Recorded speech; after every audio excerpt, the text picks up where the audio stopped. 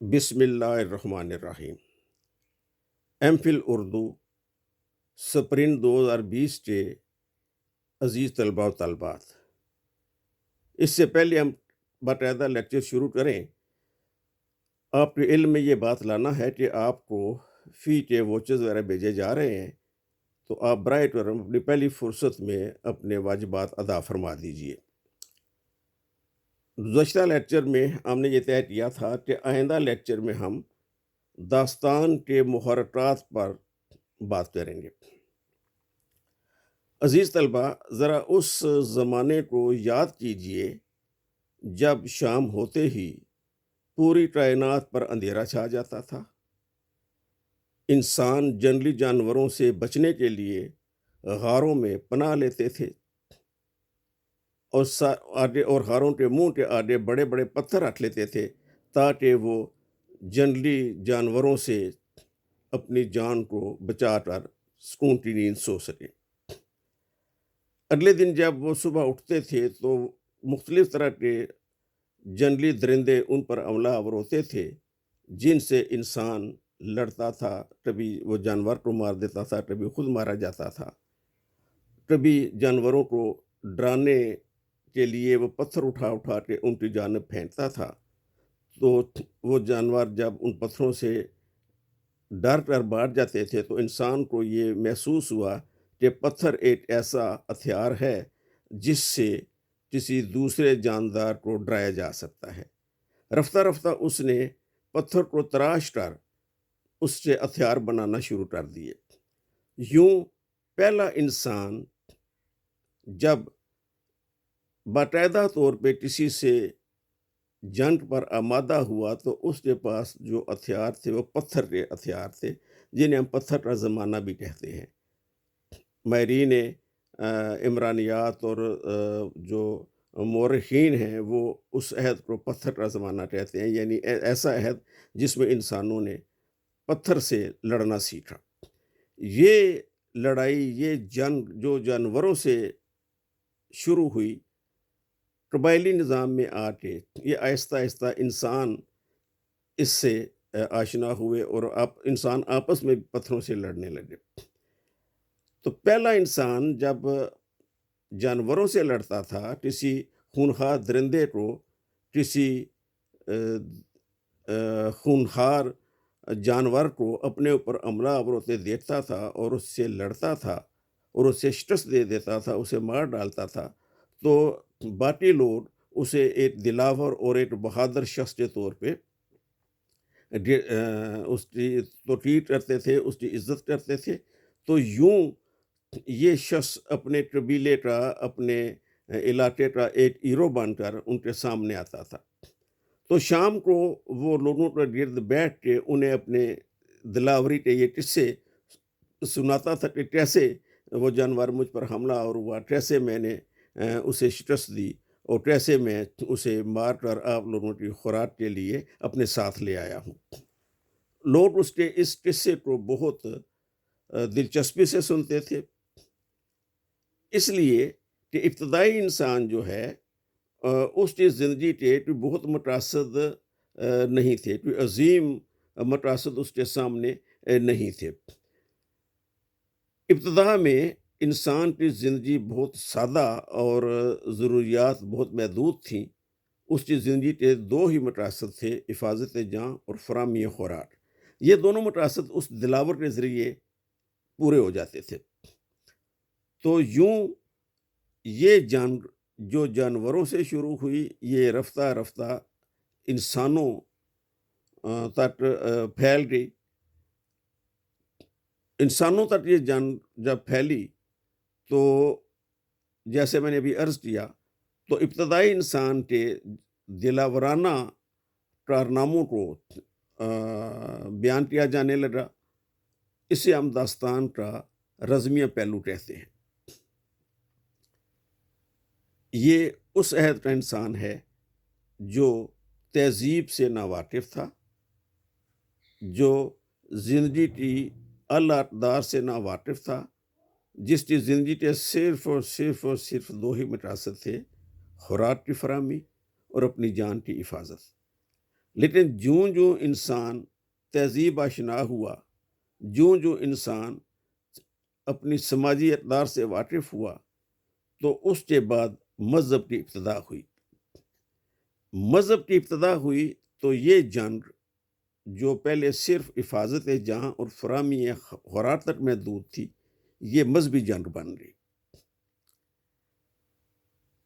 مذہبی جنگ اس طرح بن گئی کہ اس میں تبلیغی مقاصد شامل ہوئے۔ تبلیغی مقاصد کی خاطر مختلف مذاہب کے لوگ اپنے اپنے مذہب کا پرچار کرنے لگے۔ مذہب نے انسانوں کو خیر و شر کا، اقر و باطل کا، نیکی اور بدی کا ایک تصور دیا، جس سے خیر و شر اور اقر و باطل کے معیارات مقرر ہوئے۔ ان معیارات کے مقرر ہونے سے یہ ہوا کہ ہر انسان اپنے مذہب کو، اپنے عقائد کو درست سمجھنے لگا اور دوسروں کے عقائد کو رد کرنے لگا، جس کی وجہ سے انسانوں کے درمیان مذہب کے نام پر جنگ کا آغاز ہوا۔ انگریزی کا ایک مشہور مقولہ ہے کہ دنیا کی تمام بڑی جنگیں 3 M's کی وجہ سے لڑی گئی ہیں۔ ایمز جو انگلش کا ایک حرف ہے، ایم، یعنی مشنریز، مرچینٹس اینڈ ملٹری۔ یہ 3 M جس بھی ملک میں گئے وہاں پہ جنگ ضرور لڑی گئی۔ یہ جنگ جو پتھر سے شروع ہوئی تھی، یہ پھر ہڈیوں کی جنگ پہ پھیلی۔ انسان نے جنگلی جانوروں کی جو ہڈیاں تھیں انہیں بھی بطور ہتھیار کا استعمال کیا۔ پھر یہ جنگ علم کی جنگ بنی۔ جن ممالک نے علم پر عبور حاصل کیا وہ ان ممالک کی نسبت زیادہ ترقی یافتہ ہو گئے جو ابھی علم آشنا نہیں تھے۔ پھر یہ جنگ سائنس اور ٹیکنالوجی کی جنگ بن گئی۔ پھر یہ جنگ ایٹم بم کے ذریعے لڑی جانے لگی۔ اور اب جس عہد سے ہم اور آپ گزر رہے ہیں، اگر ہم بعض افواہوں کو سچ مان لیں تو ہم دیکھتے ہیں کہ موجودہ عہد کی جنگ بایولوجیکل جنگ بن رہی ہے۔ یہ کرونا وائر بن رہی ہے۔ یہ پہلی اور دوسری عظیم جنگیں، عالمی جنگیں لڑی گئی تھی۔ پہلی جنگ لڑی گئی کنونشنل روایتی ہتھیاروں سے، دوسری جنگ لڑی گئی ایٹم سے، ایٹم بم کے ذریعے۔